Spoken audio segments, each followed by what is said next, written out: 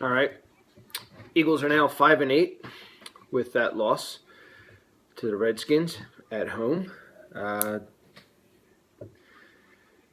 Being positive, being a soft fan, which this fan base has become extremely soft in the last few weeks.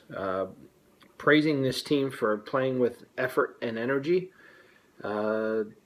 despite losing the game.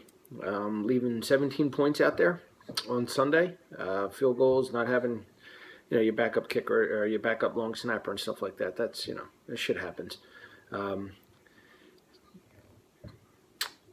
Pederson said that Wentz had his best game. Thought it was his best game. I don't know. He had an 86 rating, which don't put too much stock in that. But he dropped back again 40 sometimes, which is a little bit better than the 60 the previous week. Threw a pick in the red zone. It was a really weak route by Ertz. The dude's 6'5", but then the ball was thrown down low anyway. Wentz's teams have made adjustments. They're starting to they're reading the offensive plays, being able to handle him a little bit better. His mechanics have been a little bit off. He's not hitting guys as high as he was before, which is good. Which is nice to see that. I personally question his arm strength. It was a nice play he threw down to Aguilar, who, he had 2 catches. And I think it was Reich said that he played fantastic. Aguilar played fantastic. We'll get back on the coaches in a minute, though.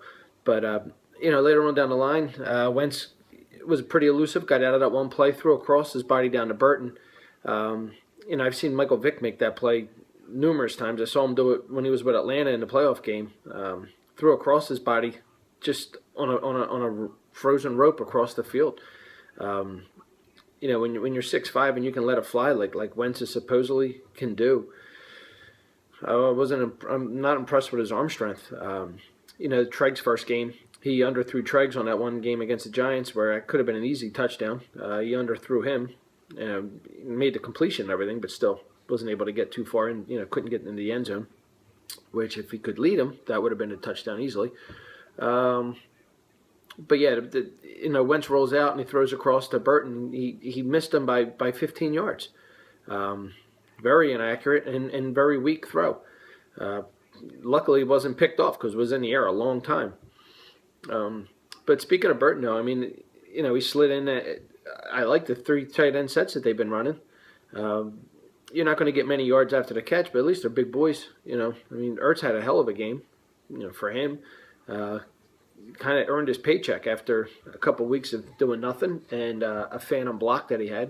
And he had the block in the back and took the Sproles touchdown back. But, whatever. It shouldn't come to that shit. The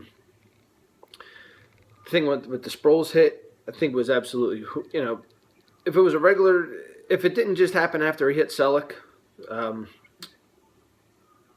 what Everett's hit on Selleck was bad.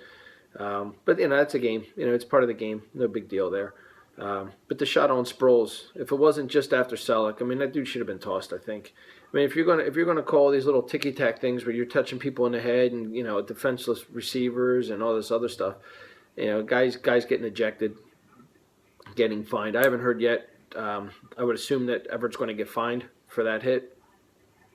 Maybe not the Selleck one, but definitely for the Sproles one.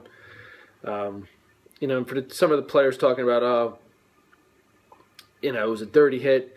If it was a dirty hit, go over there and kick the shit out of the guy. The guy should have never been able to get to the sidelines. You're not playing for anything except for your pride at this point right now, and then do something.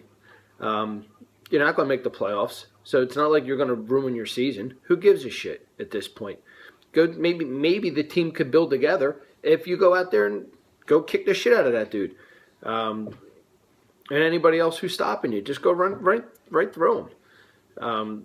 You can't say it's a dirty hit and then not do anything about it. It's the worst thing that you can do is poke a team that has nothing to lose. Now they picked up and they played a lot better the rest of that game. For the what was it, like late third quarter, fourth quarter, they played well. Could have won the game. Tobin getting hurt. Pederson says it was on the last play. second to last play. Last play was the fumble. But he said it was before that he he strained his MCL or whatever. I think that's kind of bullshit. Getting closer then to the red zone like that. A lot of people are calling for setting a little chip up for him, but I don't know. I think it follows suit with the rest of this coaching staff. How this coaching staff doesn't recognize things. The guy's got a busted up knee, and he's going up against Kerrigan. You would think that somebody's going to identify that. Doug said yesterday in his press conference, well, he was holding him off. He was doing pretty good earlier.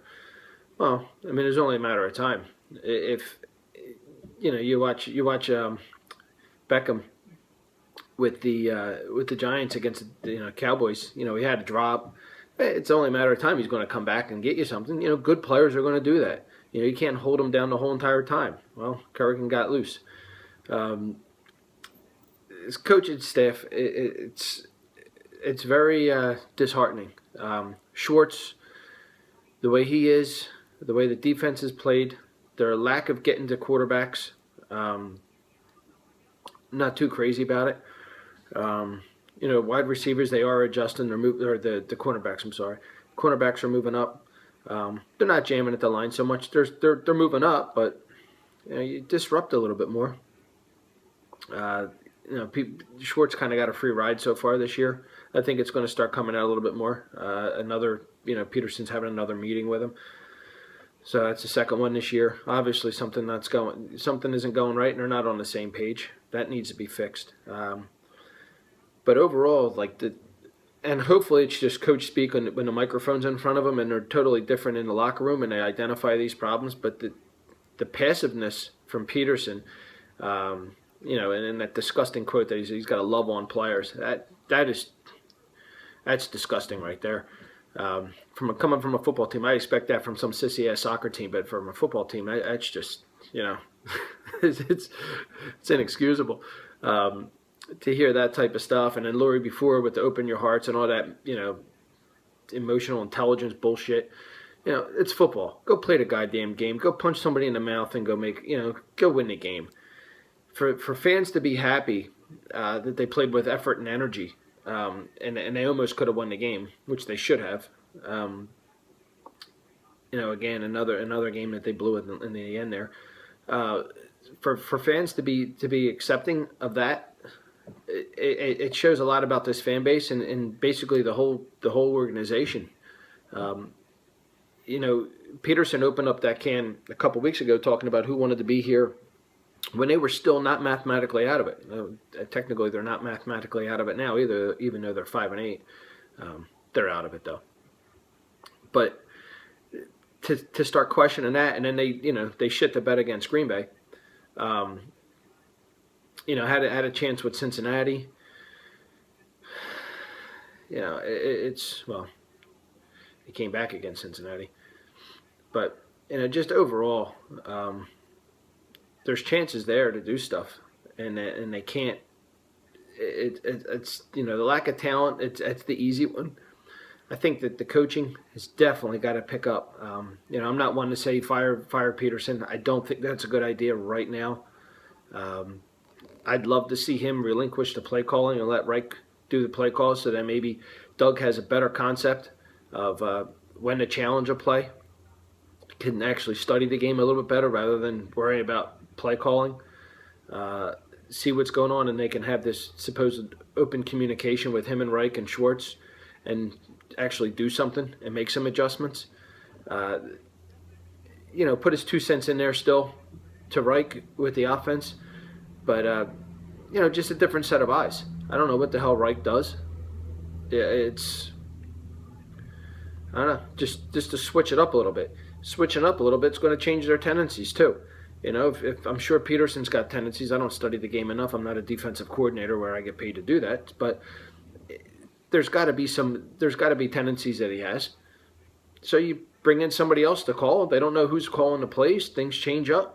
Defenses are a little bit on, they can't blitz as much as they were before. Wentz has definitely struggled, and maybe a switch could help out. If it doesn't work, switch it back over. What the hell? They got nothing to lose at this point except games, and shit, they're pretty good at that already, losing 8 already. So, let's get something going there. Burton. I go back to Burton again with the long snap, and so I like him. I think that kid's going to be pretty good. I know he's not great. He's not going to be Gronk. He's not going to be anything like that, but he's a serviceable dude that can catch it and actually give you a little bit of yards after the catch. One thing I do not like about him, though, he definitely needs to work on it, and it's going to happen very soon. He's going to get stripped. He runs with the ball out a little bit. I think he doesn't secure it very well. He's got to hold on to that ball. Hopefully, if he does cough it up, it's not late in the game, and reason for loss number 9. But, right now the Eagles are a 6-point dog in Baltimore. Baltimore just getting smacked around by New England last night. A couple special teams favors got them back into the game. But still, at that point, Baltimore had no chance. There's been talk about Harbaugh. Maybe he's run his course there with Baltimore. 6-point dogs for the Eagles. I would definitely go Ravens on this one. If they come out and punch them in the face early in the game, game's over. I don't see the Eagles bouncing back. And it was nice that they did work hard, but it's not going to be enough.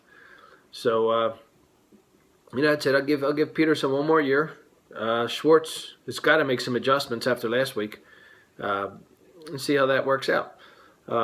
Right now, I'd say Sturgis and Donnie Jones are pretty much the MVPs. Sproles and he's going to probably be out with the concussion protocol. He's out. Brandon Graham having a nice job. So, although he's easy to take out. Cox got a sack this week, which was nice to see him actually do something. So, we'll see how the defense goes, see how the offense sputters.